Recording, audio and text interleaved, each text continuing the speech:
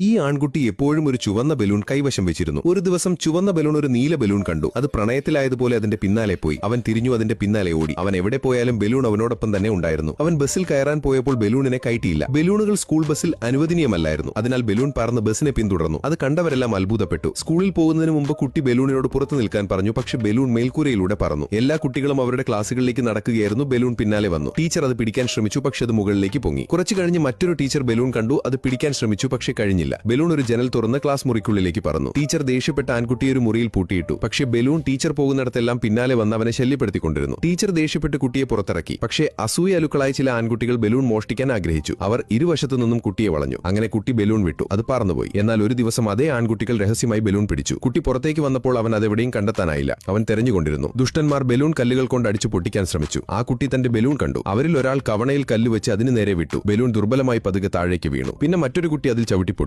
കുട്ടിക്ക് വളരെ സങ്കടം തോന്നി. എന്നാൽ പെട്ടെന്ന് വീടുകളിൽ നിന്നും കടകളിൽ നിന്നുമുള്ള എല്ലാ ബലൂണുകളും ആകാശത്തേക്ക് പറക്കാൻ തുടങ്ങി. ആകാശം മുഴുവൻ വർണ്ണാഭമായ ബലൂണുകൾ കൊണ്ട് നിറഞ്ഞിരുന്നു. കുട്ടി അവയെ നോക്കി പുഞ്ചിരിച്ചു. അവസാനം എല്ലാ ബലൂണുകളും ആൺകുട്ടിയുടെ അടുത്തേക്ക് വന്നു. അവനെയും